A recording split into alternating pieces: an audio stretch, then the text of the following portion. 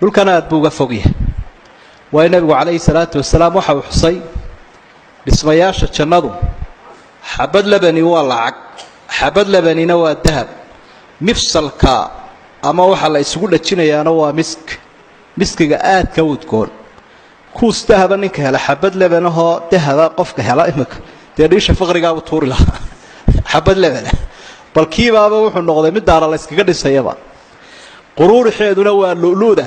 dhalaalaysa nooca u qaalisan buud ciiddeeduna waa guduudka iyo quruxda leeda waa sacfaraanka udgoon aadka u qaaliga waxaa ka sii yaab badan oo nabigu xusay calayhi salaatu wasalaam ehelka galaya allah inaga yeeleen waxa uu qofka muuminka ahi waxa uu ku leeyahay jannada bangala aad u weyn lu'luubay ka samaysan tahay ballaarhkeeda iyo cabirkeedu waa 60 mayl buu 60 miilan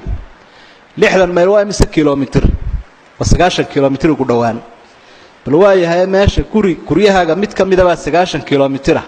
halkan magaalooyinka caalamka u waaweyn baa la yidhaahdaa 90 kilomitir bay gaadhaan murabbacoodu adduunyada magaalooyinka u waaweyn dee 20 milyan iyo 30 milyan iyo ku nool yihiin ma baalu ka nin baa guryihiisii boqolaalka ahaa mid ka mid 90 kilomitir yahay sidoo kale oranaya halku fariisanaya iyagoo cajaay meesha in la dhargo lagu warwadhay ayaa meesha ka muuqanaysa waxa ka yaab badan waxa meesha nicmaaha yaala dee aad uga may bogan kareen dadku hadday sideenan isaga kooban yihiin ila inagu adduunyadu markii la abuuray nabi aadam 60 dhundhun buu ahaa dherarka calayhi salaam dadku way sii gaabanayeen rifan iyo lisan baa ku sii dhacay ilaa inuu dhowr dhundhun ku soo hadhnay imisa dhundhun baa tahay markaas dhundhumiso 60kii dhundhuna nabi aadam way sii gaabanayeen marka dadkii jannada galena ilaahay wuxuu u abuuray nololtii ugu casrisanayd dadku markay hadda waxa maarayaan bay yiraahdaan waa shayga ugu moodaransan ee ugu casrisan baa la yiraahdaa abuurka kii ugu casrisanaa buu ilaahay dadka abuuray ee ugu cajaa'ibsanaa saadaradeed qofkii waxa la siiyay buu nabigu calayhi salaatu wasalaam 100 qof awoodood buu leeyahay xagga cunada iyo cabida iyo hamada iyo jimaaca cajaa'ibata dunya intaas buu wuxuu yeelanayaa 100 qof awoodood ayuu qofkaasi leeyahay barwaaqadaas halkaa waxa quraanku iyadoo kala noocnooxo aad iyo aad u siyaa badan oo inaga waramaya si aynu u cishqino oo aynu ilowno waxaan yaryar ee adduunyada aynu ku wareernayno ku dawaqayno salafuna saalix qaybo kamida baa dadkii saalixiinta ahaa ayaa cishqiga jannada u qabaan ilaa wayba halkanba waxa kamid ahaa imaamu nawawi rahimahullah oo kamid ahaa culimada maguursatada ah ayaa mar la yidhi maxaad u guursan weyday wuxuu warniyow anigu markaan jannada akhriyo iyo nicmada ku sugan hamigaygu halkaas uu ku xidhan yahay oo dumarka la yidhi waa daahir oo halka wax la wax dhiiga iyo hawlo kale male kuwaasaan bikaaradayda ku jabinayaayo kuwaasaan la sugayaa buuri waanu kaga dhabeeyo 45 jir buu ku dhintay goobta iyada bani aadamka waxaynu leenahay ilaahay wuu bedelay dalkii hadaynu soo sheegnay dadkuna dadkii maaha dadkana adduunyada lagu yaqaan hadii qoladii imika biology iyo cilmi xayaaga ka warrami jirtay halka way ku dawaqayaan waxba kama sheegi karaan cilmiga bani aadamkii habku abuuran yahay dadkii halka wax ka sheegi jiray inta in leegugama baxsana way noloshii ma ahaba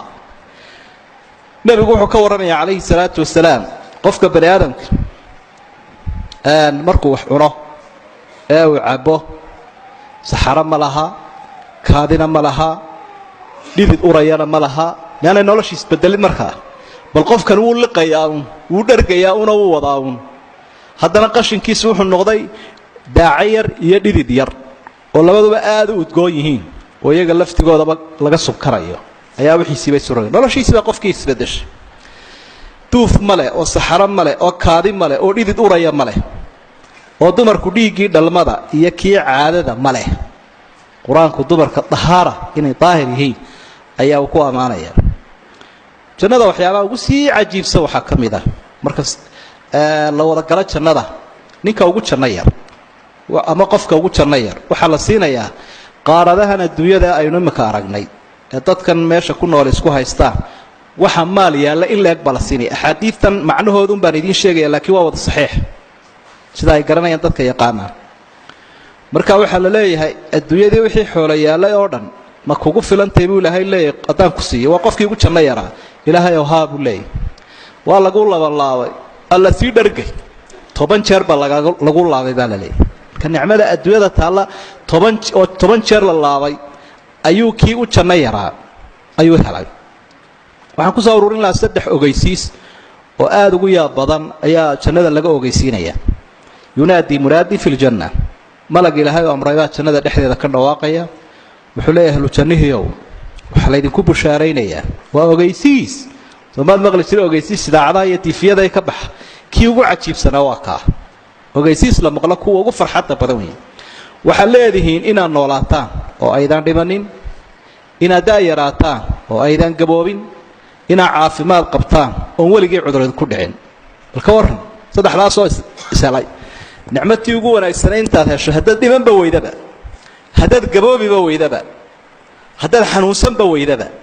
waxa meesha inaga helayso waxaan ma ahayn musiibadana ayna heshay